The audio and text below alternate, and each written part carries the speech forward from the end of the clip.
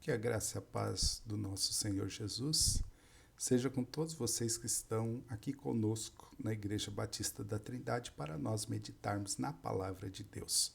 Nós vamos abrir a Bíblia Sagrada no livro de Apocalipse, no capítulo de número 3, e nós vamos fazer a leitura hoje do versículo de 7 a 13.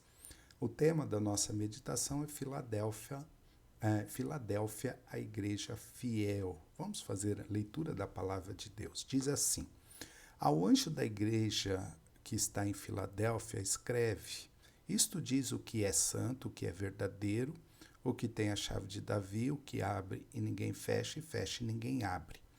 Conheço as tuas obras, e eis que diante de ti pus uma porta aberta, e ninguém a pode fechar. Tendo pouca força, guardaste a minha palavra e não negaste o meu nome. Eis que eu farei aos da sinagoga de Satanás, aos que se dizem judeus e não são, mas mentem, eis que eu farei que venham e adorem prostrados a teus pés e saibam que eu te amo. Como guardaste a palavra da minha paciência, também eu te guardarei da hora da tentação que há de vir sobre todo o mundo, para tentar os que habitam na terra. Eis que venho sem demora, guarde o que tens, para que ninguém tome a tua coroa. A quem vencer, eu farei coluna no templo do meu Deus, e dele nunca sairá. E escreverei sobre ele o nome do meu Deus e o nome da cidade do meu Deus, a nova Jerusalém que desce do céu, do meu Deus, e também o meu novo nome. Quem tem ouvidos, ouça o que o Espírito diz às igrejas. Amém. Nessas passagens aí especiais, nessas mensagens especiais para as 7 igrejas da Ásia Menor, Jesus apresenta uma radiografia da condição de cada igreja. Mas o seu desejo é que todas as igrejas leiam essas mensagens e sejam beneficiadas por ela. Por isso que ele usa igrejas no plural em Apocalipse capítulo 2, versículo 7, 11, 17, 29, no capítulo 3, versículo 6, agora no versículo 13 e no versículo 22. Mas o nosso Senhor também fala a indivíduos, e é nesse ponto que nós entramos em cena. Ele diz: quem tem ouvidos, ouça, nos versículos que eu citei acima.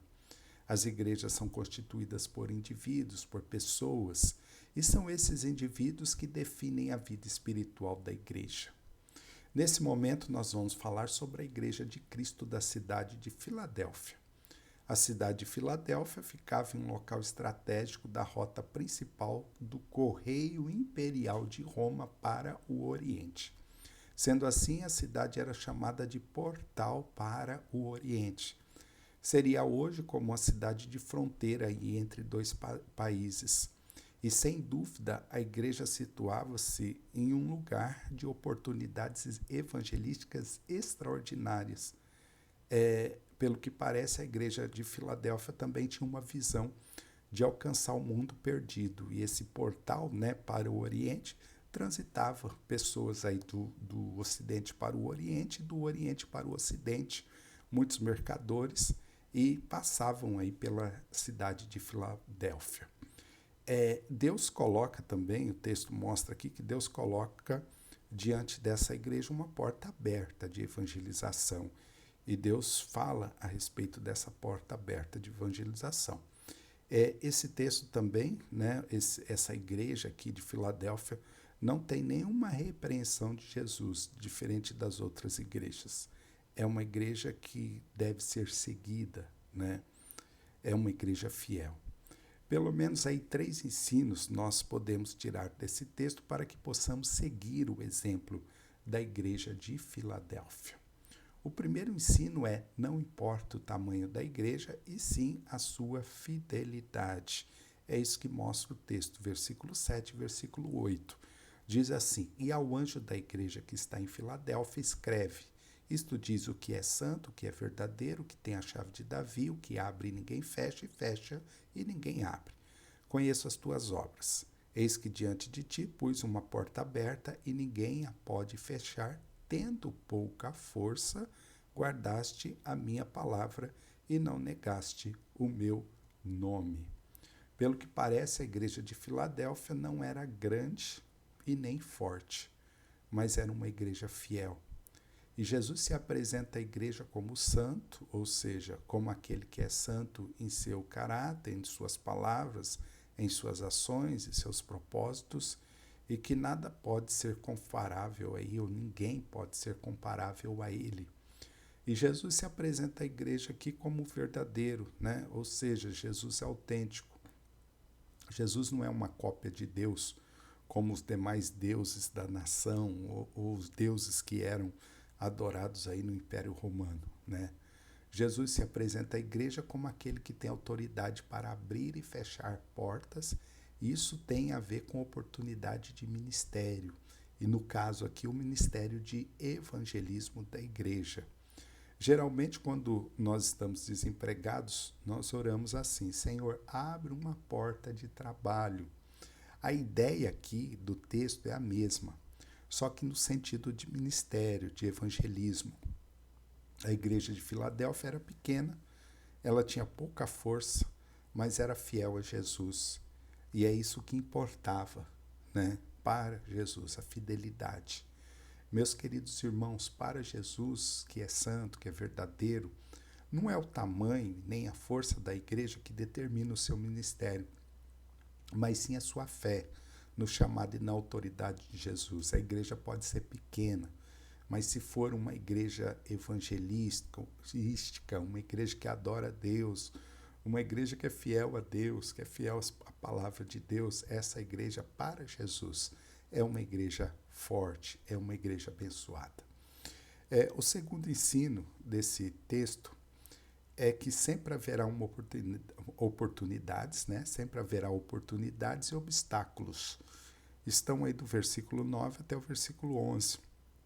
Versículo 9 diz assim: Eis que eu farei aos da sinagoga de Satanás, aos que se dizem judeus e não são, mas mentem, eis que eu farei que venham e adorem prostrados aos teus pés e saibam que eu te amo. Como guardaste a palavra da minha paciência, também eu te guardarei da hora da tentação que há de vir sobre todo o mundo para tentar os que habitam na terra. Eis que venho sem demora, guarda o que tens para que ninguém tome a tua coroa. É o medo aí, a incredulidade e a demora fazem a igreja perder muitas oportunidades de evangelizar. Isso acontece com todas as igrejas. Mas aqui nesses três versículos aqui, nós encontramos aí duas promessas maravilhosas de encorajamento de Jesus. A primeira promessa de encorajamento é que um dia os inimigos dos cristãos, e no caso aqui aqueles que se diziam judeus e não eram, né? Eram a sinagoga de Satanás, o versículo 9, esses inimigos dos cristãos vão reconhecer que os cristãos estavam certos, né? Por isso que ele diz aqui, venham e adorem prostrados aos teus pés e saibam que eu te amo. Essa é a primeira promessa de encorajamento, né? Nós estamos certos daquilo que nós falamos a respeito de Jesus, segundo a palavra de Deus. A segunda promessa de encorajamento é que os cristãos serão livres aí da tribulação. E João descreve esse tempo de tribulação em Apocalipse, do capítulo 6 ao capítulo 19. Essa é uma promessa de que a igreja de Cristo não passará pela tribulação, pois será levada para o céu antes que esse período tenha início. É o arrebatamento da igreja, essa é a ideia aqui. A frase eis que venho sem demora, do versículo de número 11 aqui, enfatiza essa ideia. Tem um autor, né, Percival de Souza, ele escreveu a revista Eclésia o seguinte: se a boa nova, endereçada a todo o povo, é notícia trancada, engavetada, censurada e nunca manchete, algo muito errado passa no coração do homem. Nós temos uma porta aberta por Jesus para a evangelização, não importa o tamanho da igreja. O texto mostra que haverá obstáculos, sim, mas nós não devemos desistir, porque Jesus nos encoraja nesse texto a prosseguir e nos promete vitória. Por isso, não deixe de evangelizar, não deixe de falar de Jesus, mesmo que você tenha oposição da sinagoga de Satanás. Um dia, esses vão reconhecer que você estava certo, que você tinha razão. E o terceiro ensino desse texto da palavra de Deus é que Deus honra a igreja fiel.